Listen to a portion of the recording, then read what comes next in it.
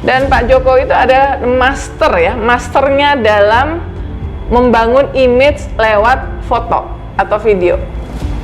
Nah, Kira-kira demikian. Nah, kenapa kemarin diunggah di akun Instagramnya dari Presiden Jokowi itu ya? Itu adalah masternya. Salah satu apa namanya yang menonjol dan akan tercatat dalam 10 tahun pemerintahan Jokowi adalah masternya. Dia sangat piawai dalam membangun opini publik lewat foto, pertemuan. Mungkin sebetulnya itu sebenarnya yang diobrolin mungkin bukan itu, tapi publik membuat interpretasi yang berbagai macam gitu. Itu memang jagonya Pak Jokowi dan timnya tentu saja.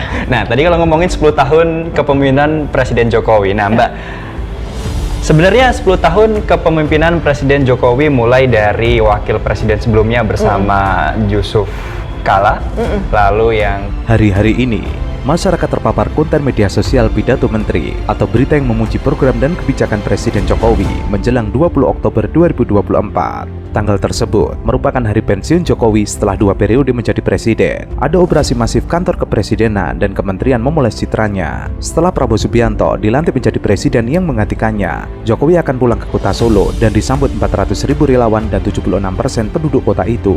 Baliho besar yang menampilkan foto Jokowi dan istrinya dengan tulisan Guru Bangsa telah dipasang di dekat rumah pensiunannya di Karanganyar. Para menteri dalam pidato ataupun wawancara media memuji Jokowi sebagai presiden yang berhasil dalam program ekonomi. Kita mungkin dalam beberapa menit ini, jadi gini, memang hari-hari ini kita melihat di sejumlah media, kemudian sejumlah influencer, akun-akun resmi kementerian dan lembaga itu pushing konten yang menunjukkan prestasi-prestasi 10 tahun Presiden Jokowi.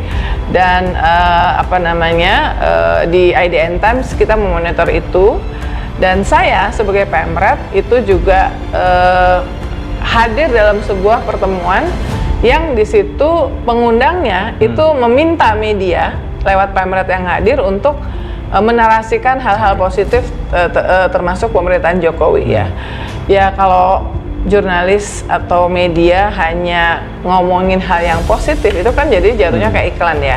Kita so far kita editorial, kita berupaya untuk cover both side. Nah, termasuk cover both side berurusan dengan 10 tahun pemerintahan Jokowi. Seperti Menteri Keuangan Sri Mulyani menceritakan kinerja moncar anggaran pendapatan dan belanja negara melayani proyek-proyek infrastruktur besar. Menteri Perdagangan Zulkifli Hasan memuji Jokowi sebagai presiden terbaik karena membuat neraca perdagangan surplus selama 52 bulan. Memuji diri sendiri merupakan wujud rasa tidak percaya diri, apalagi jika narsisme itu menjadi bahan kampanye memakai anggaran negara.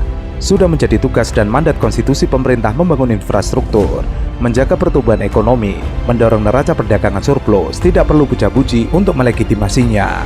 Faktanya, di masa Jokowi ekonomi hanya tumbuh 4,2%, jauh di bawah target 7%, bahkan di bawah 10 tahun pemerintahan Presiden Susilo Bambang Yudhoyono yang rata-rata 6%. Jadi kan misalnya gini, pertumbuhan Pak Jokowi di awal pemerintahnya janji meroket pertumbuhan ya, dia ada tuh videonya meroket gitu kan 7%. Faktanya dalam 10 tahun terakhir ini kan paling tinggi sekitar 5 ya.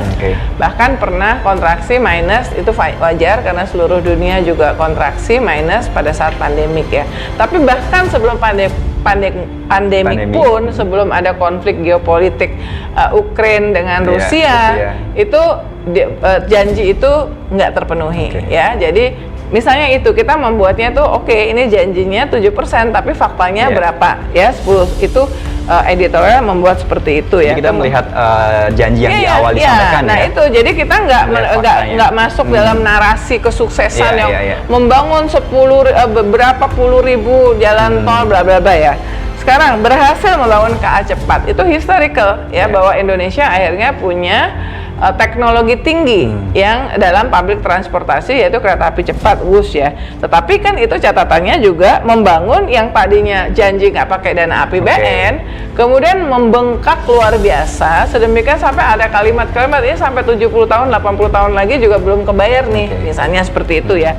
Di masa Jokowi pula, jumlah kelas menengah turun dari 21% menjadi 17% akibat maraknya pemutusan hubungan kerja. Surplus neraca perdagangan yang dibanggakan Zulkifli Hasan hanya menyumbang 0,66% terhadap pertumbuhan ekonomi. Proyek-proyek infrastruktur Jokowi meninggalkan gunungan utang. Badan usaha milik negara bangkrut karena ditugasi mengerjakan proyek-proyek mercusuar. Proyek penghiliran tambang dan mineral mentok pada pembangunan smelter yang menguntungkan Cina sebagai penampung terbesar produk pemurnian mineral. Di dalam negeri, limpahan sumber daya alam tidak dapat mendorong industri turunan atau inovasi yang memberikan nilai tambah besar. Tentu yang sering kita bahas di sini bangun IKN, ya, bangun IKN yang di saat timingnya, tempatnya, timingnya, formatnya segala macam itu banyak dikritik ya. Di luar soal bahwa itu dibangun di hutan ya, di area hutan yang oleh banyak pencinta lingkungan dan pakar-pakar lingkungan itu dianggap mengambil area yang harusnya yang kaya biodiversity, tapi biayanya juga besar, luar biasa di saat pemerintah masih harus mengurusi lebih banyak yang urgent untuk semua rakyat Indonesia ya. Jadi kan IKN ini sampai tahap ini mungkin sampai tahap 5 tahun ke depan itu mungkin lebih banyak yang menikmati itu adalah pemerintah pusat ya, karena dipindahin ke sana, terus kemudian rakyat sekitarnya, rakyat Kaltim mendapatkan multiplier effect. Tetapi ini bukan yang untuk seluruh. Sementara masih ada program kebutuhan untuk rakyat. Semua masalah itu kini sedang dipoles untuk menunjukkan keberhasilan Jokowi. Dengan uang negara, para pejabat membuat kampanye yang menyangkal fakta-fakta kemunduran demokrasi, kemandekan ekonomi, serta cawi-cawi Jokowi dalam pemilihan umum dengan mengakali hukum dan merusak tata negara. Penggiringan opini publik semacam ini adalah kejahatan. Nah, ini juga catatan ya. Kemudian tentu saja ini juga data dari pemerintah loh. Menko Perekonomian Erlangga Hartarto kan belum lama ini mengakui bahwa daya beli kelas menengah itu drop 50-an%, daya beli juga turun. Kita wawancara sama Pak Handaka Santosa di sini yang menunjukkan data-data kenapa kok daya beli lemah itu juga karena harganya pun kalau barang yang diimpor dan itu lewat prosedur yang baik yang memenuhi aturan itu jatuhnya jauh lebih mahal ketimbang impor-impor yang ilegal. Dan sampai hari ini masih terjadi, artinya dibiarkan terjadi ya. Itu misalnya ya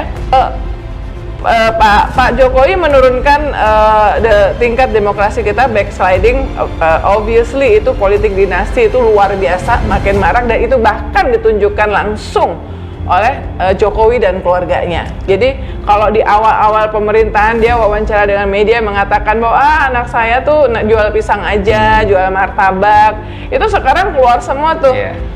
Bahwa dia yang sebetulnya dia menjilat apa yang dia sampaikan itu berbeda banget dengan kenyataan sekarang, yaitu sangat-sangat bahkan sangat-sangat memukul dan membuat kecewa orang-orang yang mendukungnya.